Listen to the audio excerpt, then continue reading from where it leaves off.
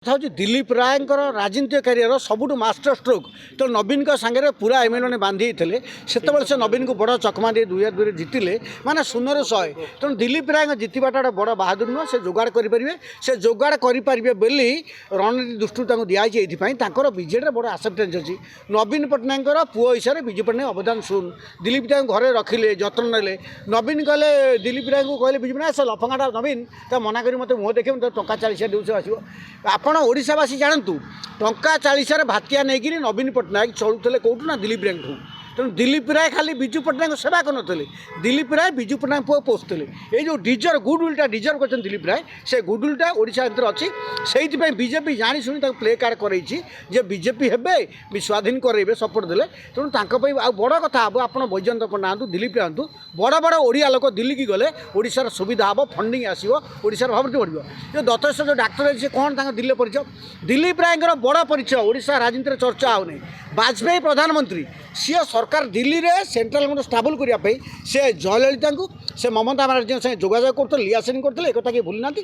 ତେଣୁ ଦିଲ୍ଲୀପ ରାୟ ଭଳିଆ ହାଇ ଷ୍ଟାଚୁର ଲୋକ ଗଲେ ଭଲ। କିନ୍ତୁ ଦିଲ୍ଲୀପ ରାୟଙ୍କୁ ବିଜେଡ଼ି କ୍ରସ୍ ଭୋଟିଂ ହେବ।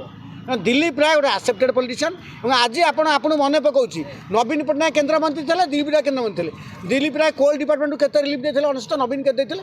ଦିଲ୍ଲୀପ ରାୟ କନସର୍ନ ଲୋକ, ସେ ବେଶୀ ସମୟ ପବ୍ଲିକଲି ଦିଅନ୍ତିନି। ଦିଲ୍ଲୀପ ରାୟ ବିଧାନସଭାରେ ବିଧାୟକ ହୋଇଥିଲେ, ତାଙ୍କ ପରଫର୍ମାନ୍ସ କେତେ ହାଇ ପରଫର୍ମାନ୍ସ।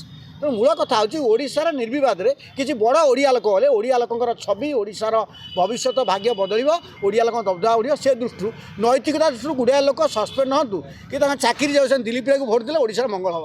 ପ୍ରଭାତ ବିଶ୍ୱାଳ ପୁଅ ଭଳିଆ ସବି ଭଳିଆ ଲୋକ ସେ ବିଜେଡ଼ିରୁ ସସ୍ପେଣ୍ଡ ହେଲେ ବିଜେପିରୁ ବହୁ ଭୋଟ୍ରେ ଜିତିବେ, ବିଜେଡ଼ି ସେ ଥାର୍ଡ଼ ହେଇଯିବ। ତେଣୁ ବହୁ ଲୋକଙ୍କ ସୁବିଧା ଅଛି। ନବୀନ ସମସ୍ତଙ୍କୁ ଖାଲି ସାବାଡ଼ କରୁଥିଲେ, ସ୍ୟାକ୍ କରୁଥିଲେ। ନବୀନকে ସାବାଡ଼ କରିବା ପାଇଁ ବର୍ତ୍ତମାନ ଏମଏଲ୍ଏ ମାନେ ଅସ୍ତ୍ର ଧରିଛି। ସେଇ ହାୱାରେ ନବୀନଙ୍କ ପାଖରେ ଦିଲ୍ଲୀପ ରାୟ ଆରାମରେ ଜିତିବେ, ଅସୁବିଧା ହେବନି। କିନ୍ତୁ ଗୋଟେ ପଟେ ଦେଖାଯାଉଛି ଡାକ୍ତର ହିସାବରେ ସେ ଜଣେ ଯାଉଛନ୍ତି। ଡାକ୍ତର ଏଇଠି ଡାକ୍ତର ରାଜେଶ ସାର୍ କ'ଣ ଟ୍ରିଟମେଣ୍ଟ କରିବେ? ଡାକ୍ତର ସେବା କର। ଯେଉଁ ରିଟାୟାର୍ଡ଼ ଲୋକ ରାଜନୀତି ଆସନାହିଁ। ଦିଲ୍ଲୀପ ରାୟ ଦୀର୍ଘ ଦଶନ୍ଧି ଧରି ଓଡ଼ିଶା ଭିତରେ ଅଛନ୍ତି। ତାଙ୍କ ବିଧାନସଭା ପାର୍ଲାମେଣ୍ଟ ପରଫର୍ମାନ୍ସ ଭଲ। ସିଏ ରାଉରକେଲା ଯାଆନ୍ତିନି, ମାତ୍ର 2000 ହାରିଲେ। ତାଙ୍କ ଆକ୍ସେପ୍ଟାନ୍ସ ଭଲ। ସିଏ ଗଲେ ଗୋଟେ ଭାଇବୁଲ ଲୋକ ଦିଲ୍ଲୀକି ଯିବେ। ଦତ୍ତେଶ୍ୱର ଗଲେ କେଉଁ ବସିବେ, ତାଙ୍କୁ କିଏ ପଚାରିବ, କିଏ ଚିହ୍ନିଛି, ତା ସିଟ୍ ଖୋଜିବାକୁ ଟାଇମ୍ ଲାଗିବ। ବରଂ ଦିଲ୍ଲୀପ ରାୟ ଗଲେ ଓଡ଼ିଶା ଲୋକଙ୍କର, ଓଡ଼ିଆ ଲୋକଙ୍କର, ଓଡ଼ିଶାବାସୀଙ୍କର ସବୁ ଦୃଷ୍ଟିରୁ ମଙ୍ଗଳ ହେବ। ଦିଲ୍ଲୀପ ରାୟ ତାଙ୍କ ପ୍ରାଇଜ୍ ପାଇବେ। ସେ ଗୋଟେ ସିଏ ମ୍ୟାଟେରିଆଲ୍, ଗୋଟେ ହାଇ ପ୍ରୋଫାଇଲ୍ ଲୋକ, ସେ ଗୋଟେ ଗୁରୁତ୍ୱ ପାଆନ୍ତୁ। ଦିଲ୍ଲୀପ ରାୟ ମଧ୍ୟ ଓଡ଼ିଶା ଅବିଚାରୀ। ସେ ପୁରା ତାଙ୍କର ଯେଉଁ ଷ୍ଟାଚ୍ୟୁ, ତାଙ୍କୁ ବହୁତ ଗୁରୁତ୍ୱ ମିଳିବା କଥା। ତାଙ୍କୁ ବିଜେପି ତାଙ୍କୁ ଦେଇ ଧନ୍ୟବାଦ। ସେ ସବରାତ୍ରି ଲେବା ଫଳରେ ସେ ବିଜେପି ଯାଇ ତାଙ୍କ ରିୱାର୍ଡ଼ ପାଇଛନ୍ତି।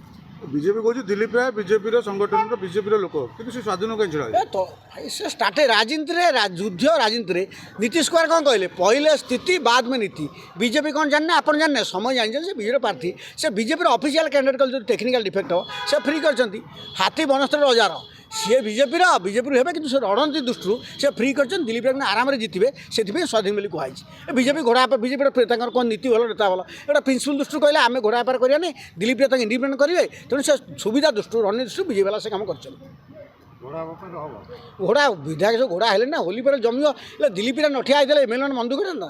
ଯେଉଁମାନଙ୍କ ଏରିଆରେ ରାଜନୀତି ରୋଜଗାର ନାହିଁ, ପଇସା ପତ୍ର ନାହିଁ, ଖଣି ଫଣି କୋଇଲା ନାହିଁ, ଚାନ୍ଦା ଭାଜା ନାହିଁ, ତାଙ୍କ ଅପୂର୍ବ ସୁଯୋଗ ନାହିଁ, ସେ ଘୋଡ଼ା ଚଢ଼ିଯିବେ ନା କ'ଣ? ଏ ସମସ୍ତଙ୍କ ପକେଟ୍ ଫୁଲ୍ ହେବ। ଏମଏଲ୍ଏ ମାନେ ବହୁ ଭାଗ୍ୟ, ଯାହାଫଳରେ ଏମଏଲ୍ଏ ରାଜ୍ୟସଭା ନିର୍ବାଚନ ନହେଲେ ଭାରି ଅସୁବିଧା ହୁଅନ୍ତା। ଯେଉଁମାନେ ଅତୀତରେ କହୁଥିଲେ ଦରମା ନ ବଢ଼ିଲେ ଅସୁବିଧା, ଦରମା ନ ବଢ଼ିଲେ ବି ଏଇ ବାଟରେ ମୋଟା ଦରମାଟା 2-4 ବର୍ଷ ଏକାଥରେ ହେଇଯିବ। ତେଣୁ ଚାନ୍ସଟା ମିଳିଛି, ଯିଏ ଛକା ମାରିବେ ଆଉ।